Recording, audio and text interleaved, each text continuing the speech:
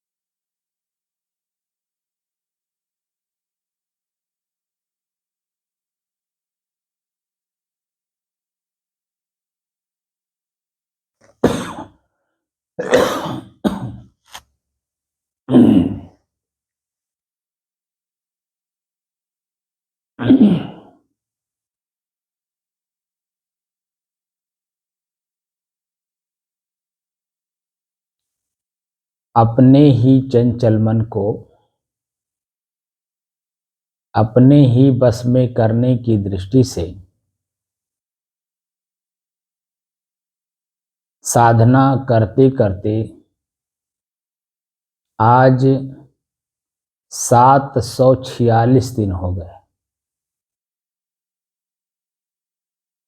तारीख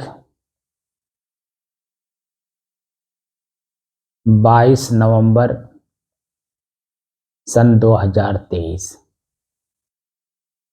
दिन बुधवार, प्रातः काल का समय।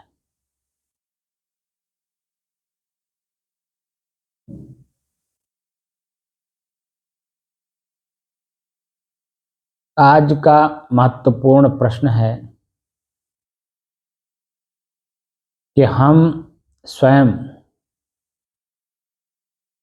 अपने ही मन को अपने ही बस में करने की दृष्टि से एकाग्रता, स्थिरता और शांति का अनुभव करने की दृष्टि से क्यों अभ्यास कर रहे हैं। अभ्यास क्यों कर रहे हैं?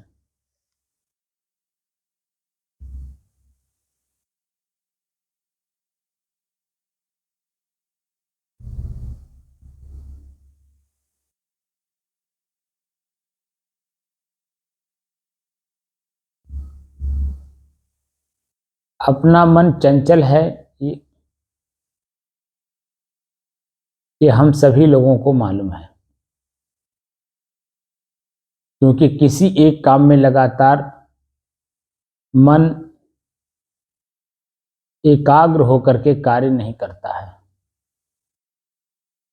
इसलिए इसे चंचल कहा जाता है। लगातार जिस काम को करने की दृष्टि से हम उद्यत हुए यानी कार्य करने के लिए तैयार हुए। तैयार होने से पहले जिस कार्य को करना है उस कार्य के प्रति हम कितना सतर्क हैं, कितना सावधान हैं, क्या हमें पता नहीं रहता। बस हमने मन बना लिया इस कार्य को करना है।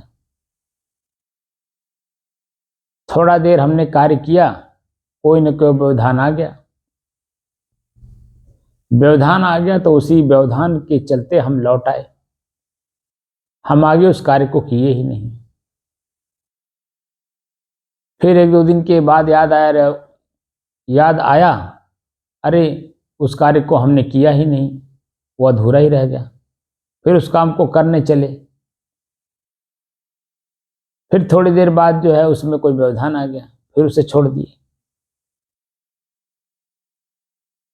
तो जिस कार्य को आप शुभारंभ किए थे करने के लिए, उसमें जब तक सफलता मिल ना जाए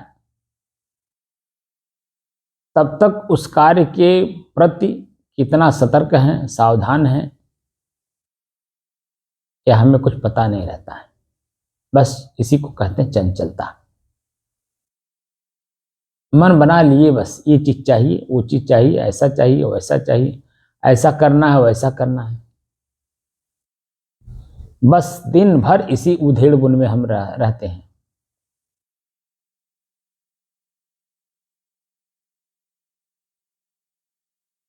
एकाग्र हो करके जब हम एक कार्य को करते हैं तो उसमें हमारी अपनी ही स्थिरता दिखाई देती है, और वही स्थिरता हमें शांत भाव से अन्य कार्य को करने के लिए प्रेरित करता है।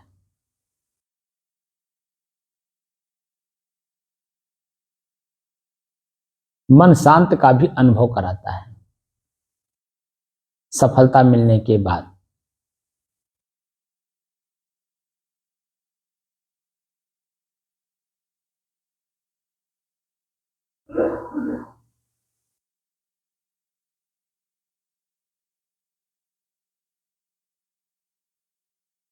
जब चंचल मन एकाग्र हो जाता है, स्थिर हो जाता है और शांत हो जाता है बिल्कुल, तब हम जब उस कार्य को करते हैं, किसी भी कार्य को करते हैं, व्यवहारिक हो या आध्यात्मिक हो,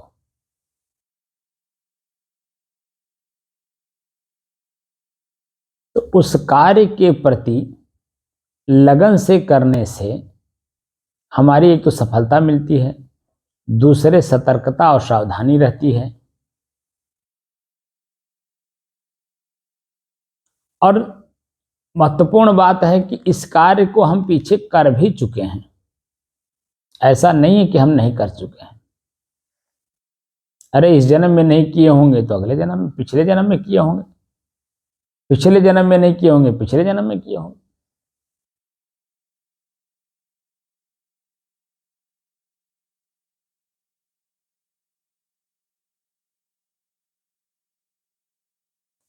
उस कार्य की पूर्ति आज हो जाती है कि दोबारा इस कार्य को न करना पड़े।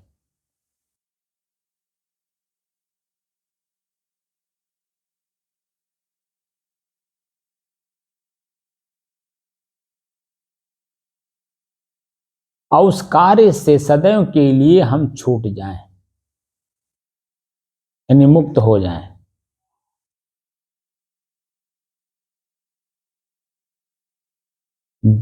जिस कार्य को हम कर रहे थे लगन पूर्वक, सतर्कता से, सावधानी से,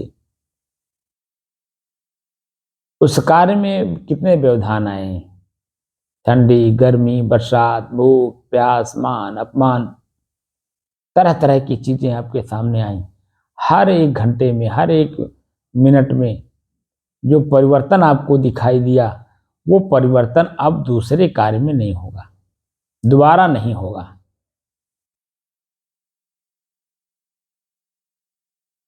तब मैं बिल्कुल एकदम स्थिर, दृष्टा और साक्षी भाव का अनुभव करूंगा कि वो जो कुछ भी हो रहा था सब प्रकृति के नियमानुसार हो रहा था, मेरे अनुसार नहीं हो रहा था, बल्कि प्रकृति के अपने नियमानुसार हो रहा था। मैं कुछ कर ही नहीं रहा था, जो कुछ हो रहा था सब प्रकृति में स्वतः हो रहा था।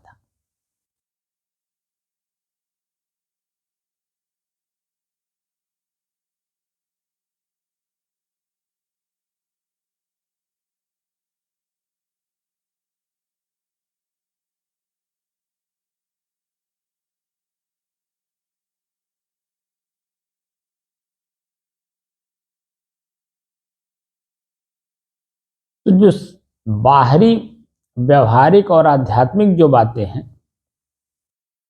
अध्यात्म में मैं कौन हूं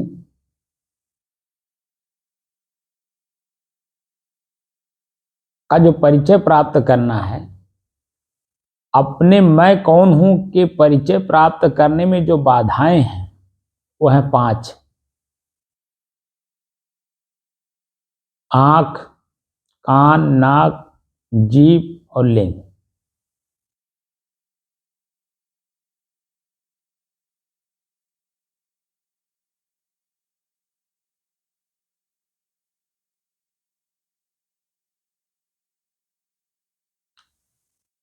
इनके जो विषय भोग हैं,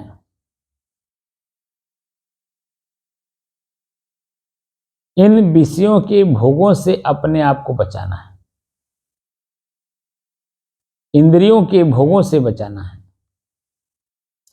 आंख का भोग है, यानी भोजन है, रूप देखना। रूप इतना देख लिए हैं, रूप का मतलब दृश्य, अंग्रेजी में सीन कहते हैं, शॉट कहते हैं, पिक्चर कहते हैं, फोटो कहते हैं। इतना हमने देख लिया आंख से कि वही चित्र के अलावा और कुछ भी हम अनुभव नहीं करते हैं। इतना पीछे देख चुके हैं, बार बार वही दृश्य हमारे सामने आता है। हनुमान जी का, शंकर जी का, ब्रह्मा जी का, विष्णु जी का, लक्ष्मी जी का, काली जी का, अनेकों देवी देवताओं के चित्र।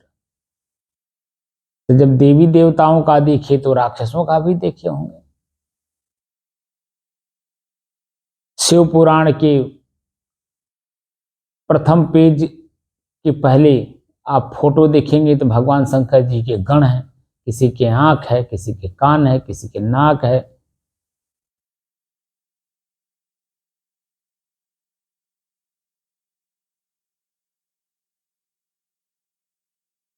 ऐसे ऐसे चित्र उसमें बनाए हुए हैं कि देख के लगता है कि वास्तव में शंकर जी के ही गण है। बिच्छू है, सांप है, अनेकों जीव, वो चित्र हमने देख रखा है।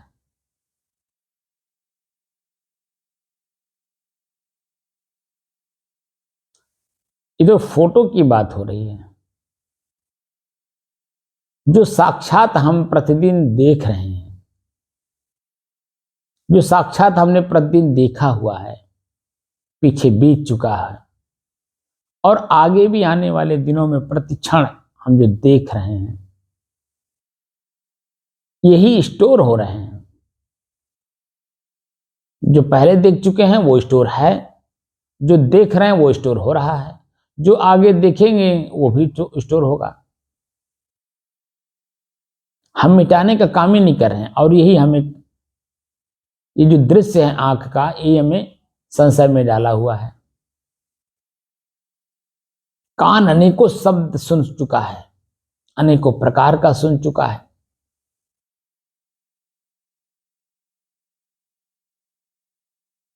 किन किन शब्दों को सुना, क्या क्या भाव उत्पन्न हुए वर्तमान में, ये सब हम जान चुके हैं।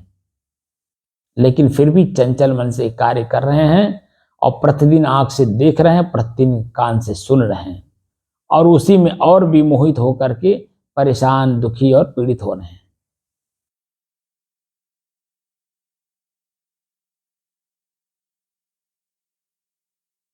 जीभ स्वाद ले चुका है,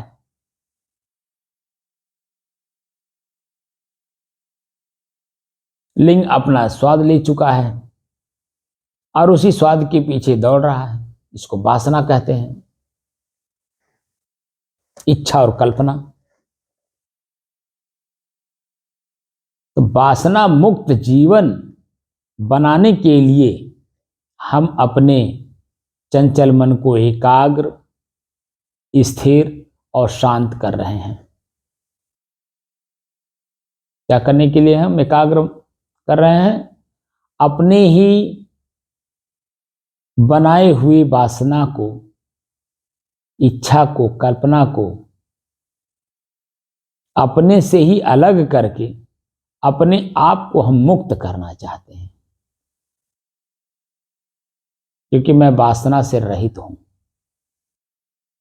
वासना ही मन है और ये मन ही हमें चंचल किए हुए है। बार बार अपनी चीजों को याद करा करा करके, कल्पना करा करा करके हमें दुखी और पीड़ित किए हुए हैं। इसीलिए हम अपने चंचल मन को एकाग्र, स्थिर और शांत कर रहे हैं, ताकि हम अपनी चीजों को पढ़ सकें, देख सकें, जान सकें और अपने ही जीवन से उन्हें निकाल करके उनसे हम मुक्त भी हो सकें।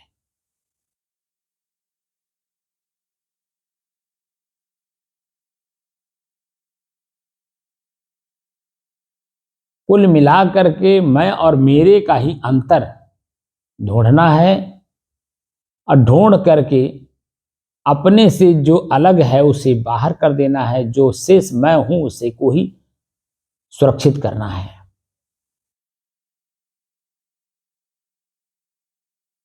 जो मैं हूं उसमें कुछ भी नहीं है, ना वासना है, ना इच्छा है, ना कल्पना है, ना उसमें बदलाव है, ना परिवर्तन है। वह एक स्थिर वस्तु है। और कैसे है? स्फटिक पत्थर की तरह है।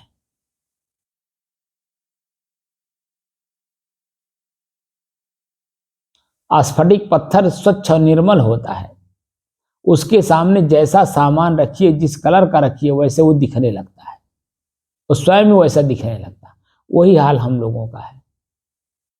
हम लोग स्वच्छ और निर्मल हैं, एकदम साफ सुथरा हैं, लेकिन आंख के सामने जैसा दृश्य पड़ता है वैसा हम अपने आप को मान लेते हैं। कान के पास जो शब्द है पड़ता है वैसे ही मैं अपने आप को मान लेता हूं। जीभ का स्वाद जैसा सामने पड़ता है वैसा हम अपने आप को मान लेते हैं, वैसे ही खोजने लगते हैं, वैसे ही पाने की ललक हो जाती है अंदर से। इन्हें ही अपने जीवन से निकाल देना है।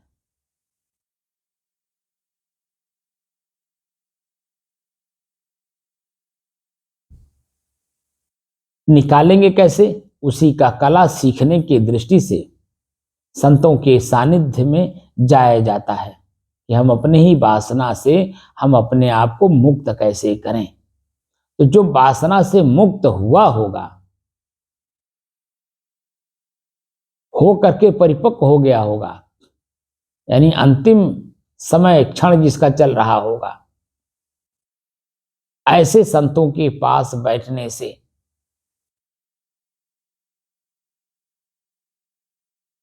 उनकी बातों को सुनने से, उनके आचरण को देख करके अपने आचरण के बदलाव को लाने के लिए जब तक कार्य आप नहीं करेंगे तब तक आप स्वयं अपने ही वासना से आप मुक्त नहीं हो सकते।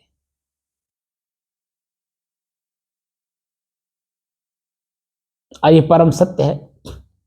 अगर स्वयं में ही आदमी अपने ज्ञान से वासना मुक्त हो जाए तो फिर गुरु की जरूरत ही नहीं हो, क्योंकि कहा गया है कि परखत खरी पर खावत खोटी। सदगुरु कबीर कितने मार्मिक रहस्यात्मक बात बोलते हैं कि परखत खरी पर खावत खोटी। हम जो स्वयं कार्य करते हैं उसको सत्य मान करके ही करते हैं। और पता चलता है कि जो सत्य मान करके हम कार्य कर रहे थे, सुखी जीवन जीने के लिए, आगे का समय, आगे का जीवन मेरा सुखी हो जाए, समृद्धशाली हो जाए, शांतमय रहे। लेकिन जैसे ही कार्य को हम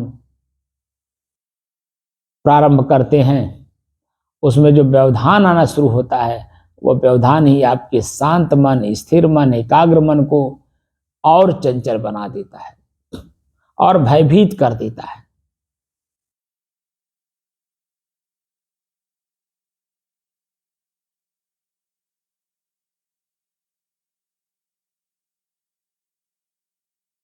और क्या क्या करता है, ये प्रतिदिन का आपका अपना अनुभव है कि आपका ही मन आपके पास कौन कौन से प्रस्ताव रखता है और प्रस्ताव रख करके कौन कौन से कार्य करवाता है, आप स्वतः नहीं जान पाते हैं।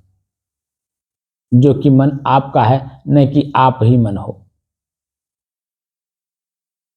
लेकिन ऐसे ऐसे प्रस्तुत शब्द का कर देगा, भाव का कर देगा, क्रियाओं का कर देगा कि आपको न चाहते हुए भी कहा उसको मन के हाथ बिक करके उस कार्य को कराना पड़ेगा। इसलिए अपने ही मन को अपने ही बस में करने की दृष्टि से साधना करिए, वो भी दृष्टा और साक्षी भाव का। और किस साधन का प्रयोग करना है? ईश्वर साधन का। ईश्वर एक साधन है, उसी साधन का प्रयोग करना है जो मुझे अपने तक पहुंचा सकता है।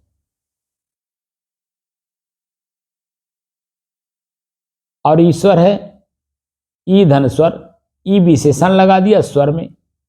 अपने ही श्वास को विशेष रूप से देखिए, मेरा अपना ही श्वास कैसे चल रहा है।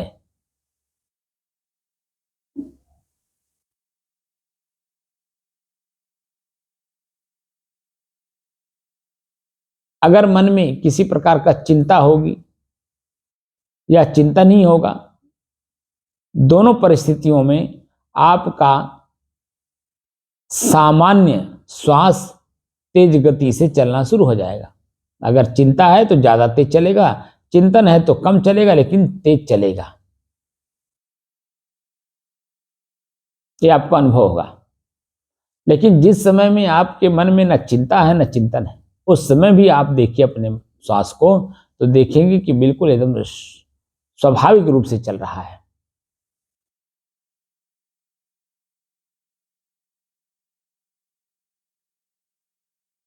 लेकिन जैसे ही चिंता और चिंतन करते हैं, तैसे आपके सामान्य श्वास तेज गति से चलने लगता है।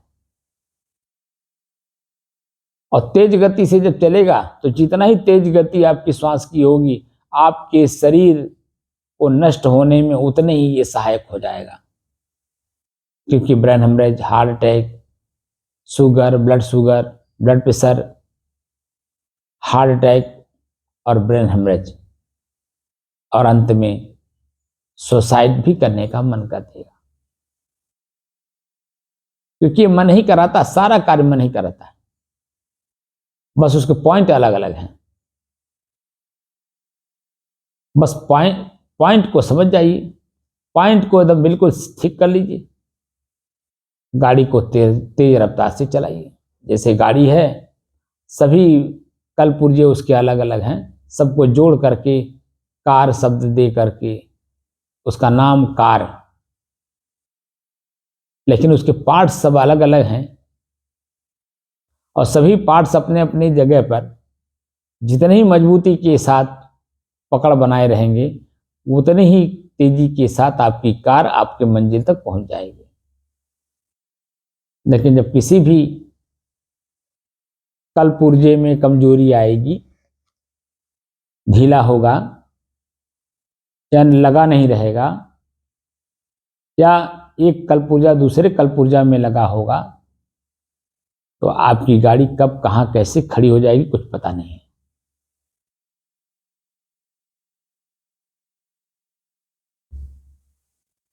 इसलिए शरीर रूपी कार का जो कलपुर्जे हैं, हाथ पैर आंख नाक कान, हाँ, इनको मजबूत रखना भी हमारा काम है। और ये मजबूत होते हैं आपके ब्रह्मचर्य पालन करने से।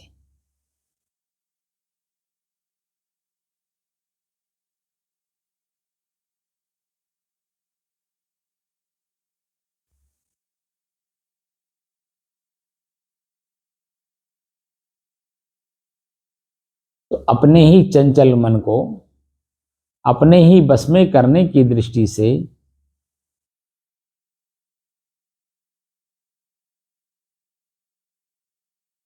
अपने ही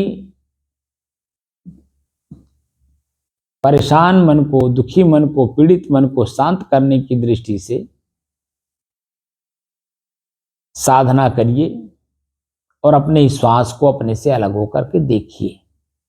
धीरे धीरे जैसे जैसे आपका अभ्यास बढ़ेगा, जितना तेजी के साथ अभ्यास बढ़ेगा, उतनी ही तेजी के साथ आप अपने आप को पहचान सकते हैं, क्योंकि मैं सब चीजों से अलग, शुद्ध और शांत स्वरूप हूं, स्फटिक जैसा हूं।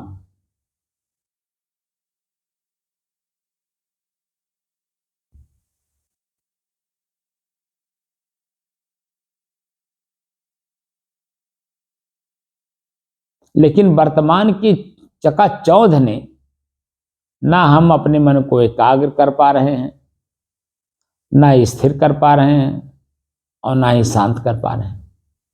तो हम अपने ही भीतर की चीजों को कैसे देखेंगे?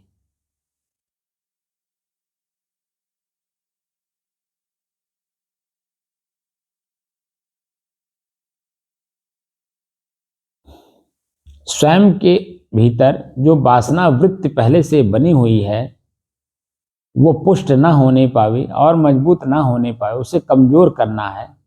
तो जब तक आपका मन शांत स्थिति में नहीं रहेगा, तब तक उसे समझ नहीं पाएगा।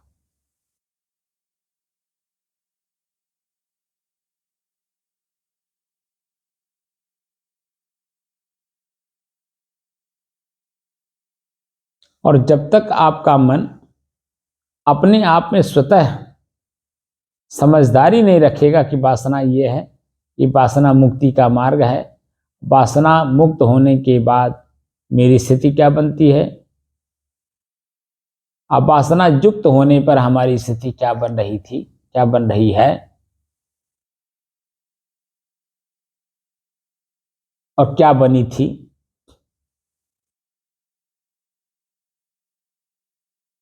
तो वर्तमान की स्थिति से और भूत की स्थिति से जब आप तुलनात्मक अध्ययन करेंगे, तब देखेंगे कि दोनों स्थितियों में हमारा मन स्थिर नहीं है, शांत नहीं है।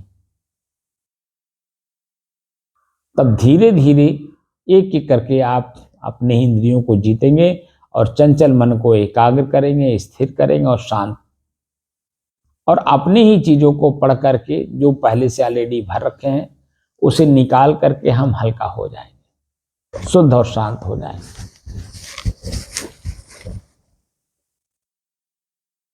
हमें स्वयं के भीतर जो कमियां हैं, उन्हीं कमियों को सिर्फ देख देख कर, जान जान कर निकालना है और आगे बनने नहीं देना है, कोई कमी आने नहीं देनी है।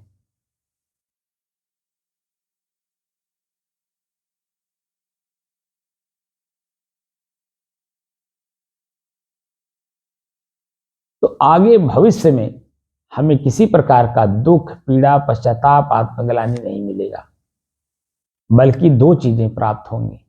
एक के नष्ट करने से दो चीजें प्राप्त होंगी। एक तो आपका मन शांत होगा, दूसरे ही अपने ही वासना से आपको मुक्ति मिल जाएगी, सदैव के लिए इस दुख से छोड़ जाएंगे। और वही हम लोग चाहते हैं अध्यात्म में।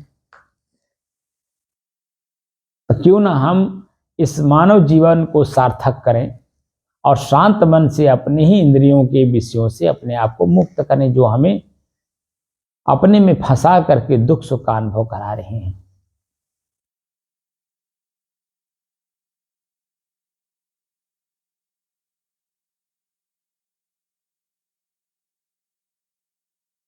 तो आइए आप सब लोग अपने ही चंचल मन को अपने ही बस में करने की दृष्टि से एकाग्र, स्थिर और शांत करके अपने भीतर जो भरा हुआ कबाड़ है वासना का, इच्छा का, कल्पना का, इंद्रियों के द्वारा भोगे हुए का, मन से कल्पना किए हुए का, जो कबाड़ हम भर रखे हैं, उन कबाड़ों को साफ करें, निकालें, बाहर कर दें। और अपने आप को हल्का कर लें। डूबने से बचाएं हम अपने आप को।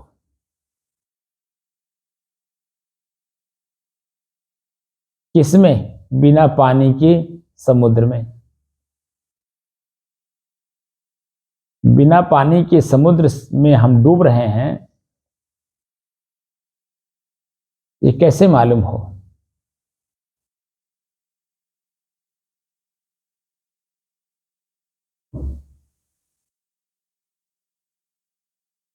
ये तो जब आपका स्वतः मन, चंचल मन एकाग्र होगा, स्थिर होगा और शांत होने के बाद विवेक करेगा। दो चीजें एक में मिली हुई हैं, दोनों को जब अलग अलग करेगा तब अपनी स्थिति को समझेगा और बाह्य प्रकृति की वस्तुओं को अपने भीतर में जो हम गा रखे हैं उसे निकाल के बाहर कर देंगे। तो अब क्या हो जाएंगे? हल्का, एकदम हल्का।